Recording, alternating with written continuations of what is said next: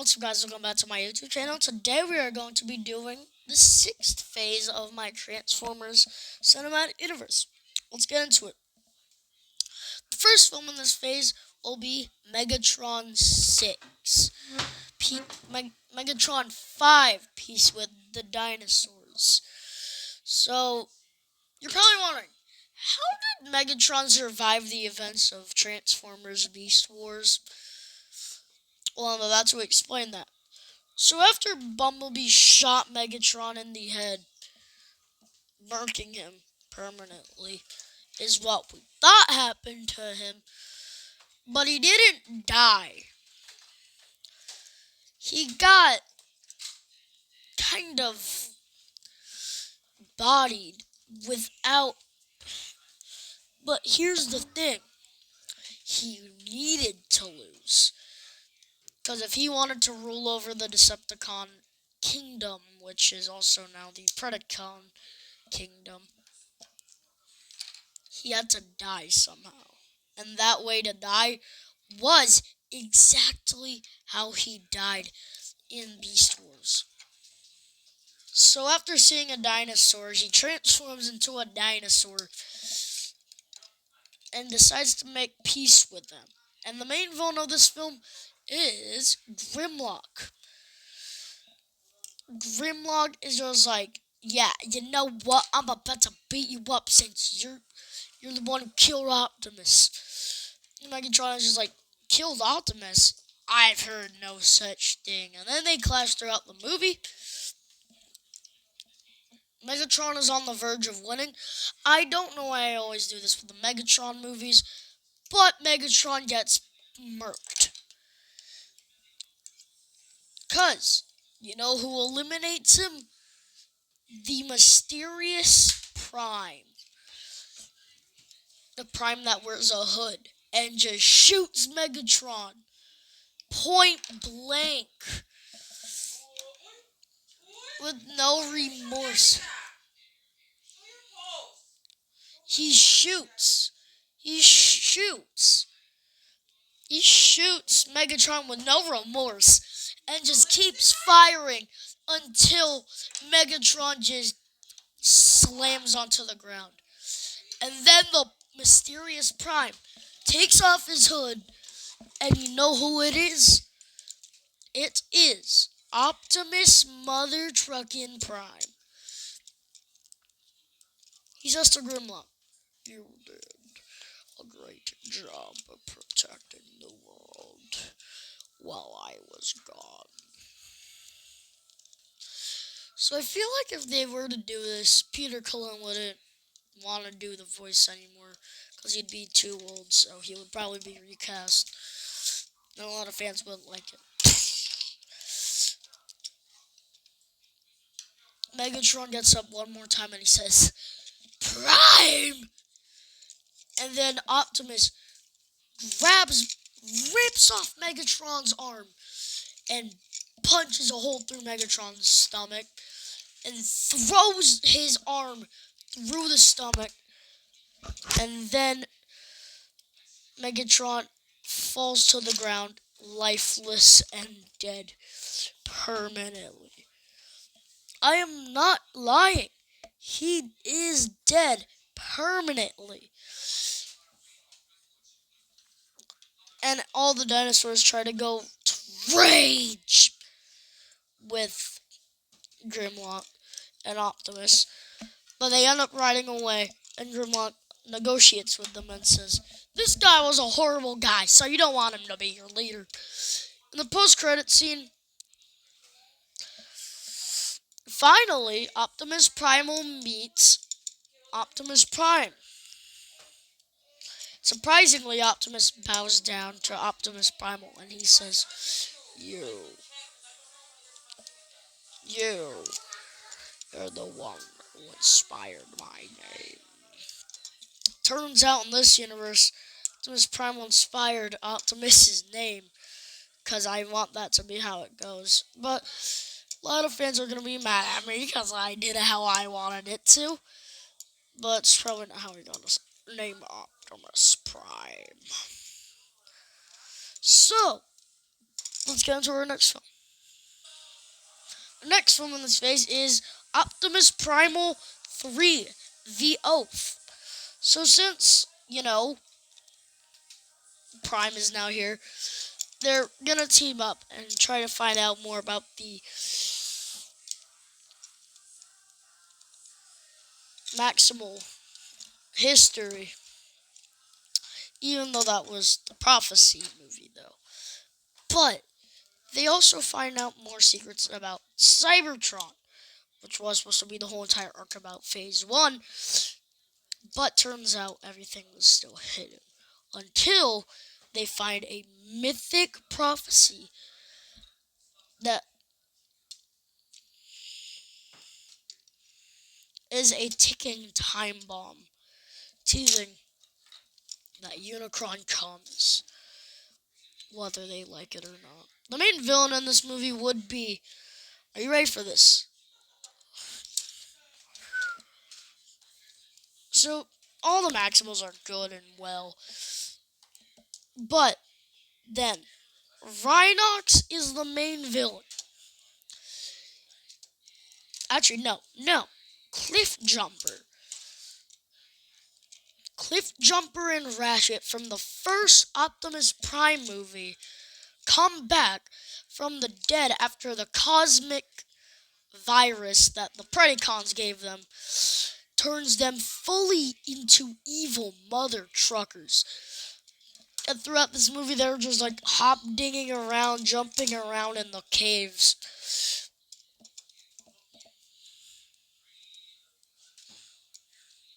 Don't ask me why I'm pausing, because, my teeth hurts.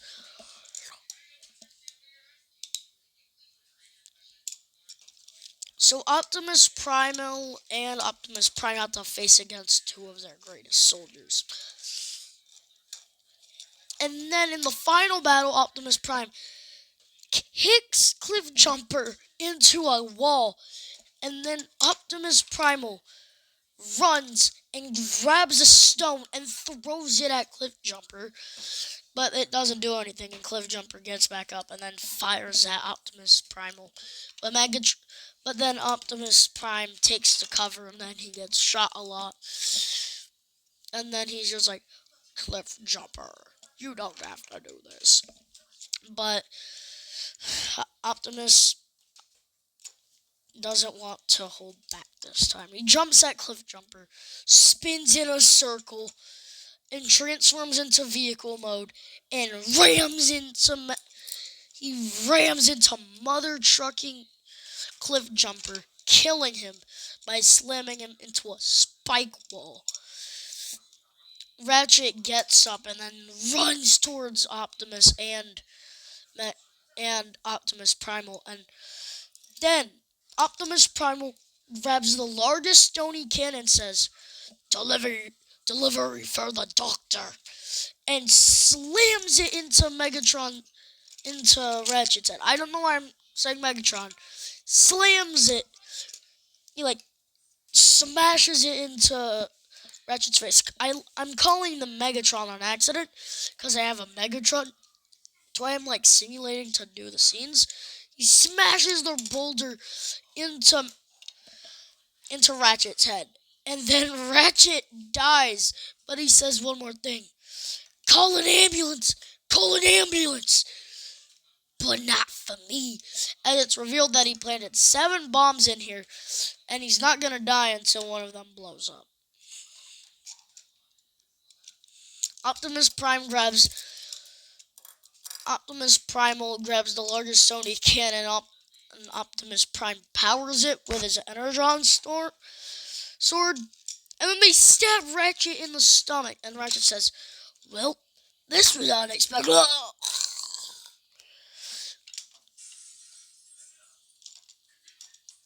And Optimus Primal leave the scene and find out about the Oath. The Oath is a prophecy, but not really. Optimus Prime and Optimus Primal are the 2 most important things in this world. They're the chosen ones. So that's that movie. It was a good movie while it lasted. It was a great one. Let's go. The third film on this phase is Bumblebee 8, Buzzworthy. I don't even know if Buzzworthy exists or Buzzworthy is just the subtitle. Bumblebee 8, Bumblebee 8 Buzzworthy would be like, the 8 would be a swiggle to make it look like an and. I know this is Sparkplug Witwiki. Spike Witwiki. I'm just using it as Buzzworthy. So, Optimus Prime created a new robot for Bumblebee to use. And Bumblebee trains this robot good throughout the whole movie. The main villain is Waspinator, who returned after his death. And he wants to fight against Buzzworthy and Bumblebee. Turns out, this is going to be Bumblebee's last fight. Because he doesn't want to fight again. And Buzzworthy tries to talk him out of it, but Bumblebee says, I'm passing on the mantle of Bumblebee. He says to Buzzworthy, I've been Bumblebee for a long time. I feel like I should pass it on. Because, like with Windblade, someone has to pass the mantle on. Bumblebee is getting old. I'd say he's like 50 years old about now. Maybe he grew like 20 years throughout this whole entire thing. And he was like 25 when this whole entire cinematic universe started. So that means he's 45. That's a pretty good age to stop being a Transformer. And Megatron returns, and then they both have to fight Waspinator and Megatron. Bumblebee goes for Megatron, and Megatron gets decimated, man. Megatron's head gets like absolutely annihilated. Buzzworthy is able to like shoot at Megatron's head over and over again, and then Megatron falls onto the ground permanently. I'm not lying, he dies permanently in this film. It makes sense why he would die in this film, because it's supposed to be like a big moment. And then Buzzworthy is able to get a liable attack on Waspinator and smashes Waspinator's head into a rock. And Waspinator's head is crushed, leaving a little bit of remnants. And at the end of this film, a new Bumblebee shall arise. And also, we can't do Bumblebee retiring without a moment where it plays "See You Again." Oh, oh, oh.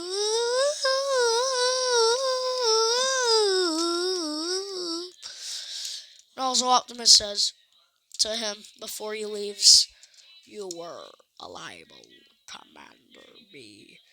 I shall upgrade you to..." No, he's a captain. "I shall upgrade you to Commander of the Yellow Mouse. I am the Major."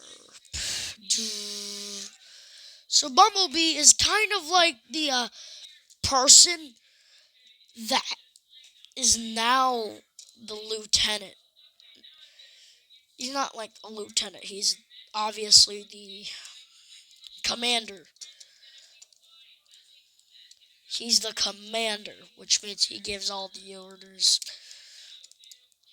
So he's just like, yeah, I'm Bumblebee.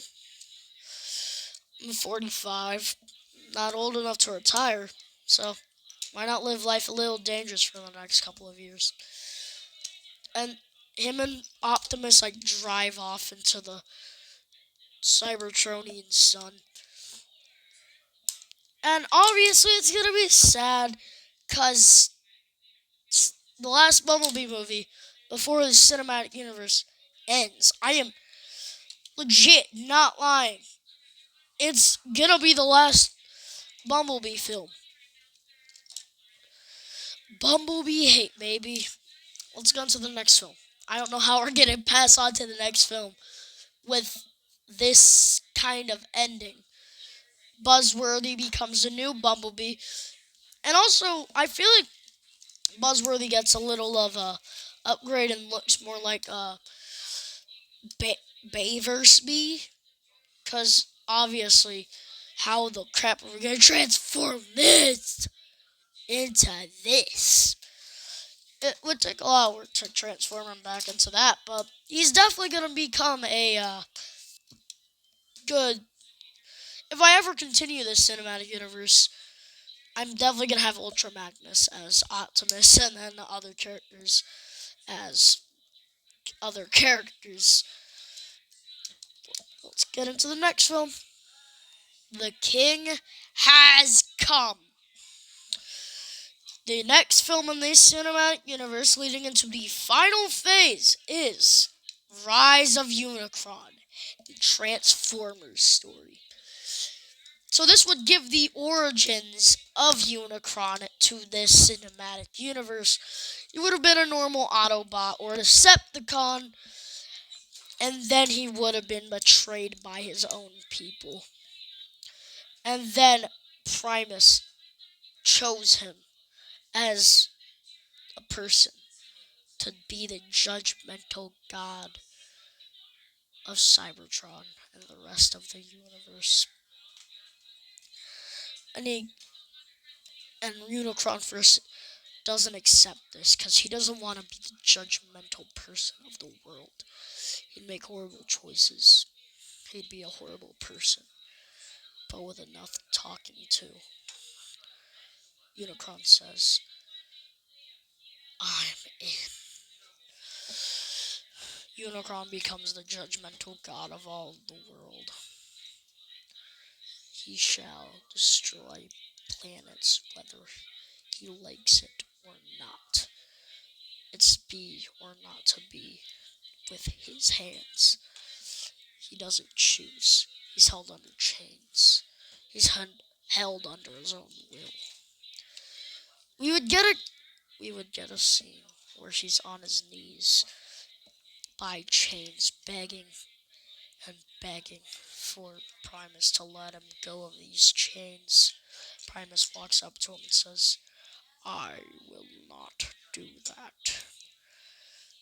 And he just knocks over he knocks over Unicron to the ground. Unicron is unconscious.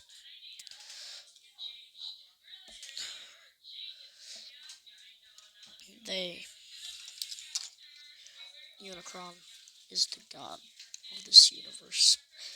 The main villain would be Primus, as Unicron would destroy planets not under his own will.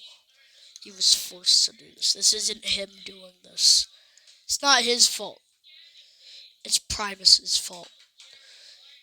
Whether Unicron liked it or not, he pulled Unicron's strings into becoming a judgmental god of this universe. Whether he liked it or not, Unicron is the puppet of Primus. Primus would almost be defeated, but then Unicron gets smacked into another planet by planet by planet. Unicron says, I'm not doing this anymore! And he tries to run at Primus, but then Primus puts up the Transformers barrier wall, where he sees such faces as the other Dinobots that died against Nemesis Prime. And also, Wheeljack. In the post-credit scene of this movie, we would see Unicron being held under his own will, mind-controlled, into feeling like he's going to destroy the world. He says, I am the ticking time bomb of this world now. And then that'll be it for today's video, guys. And I'll see you guys next time.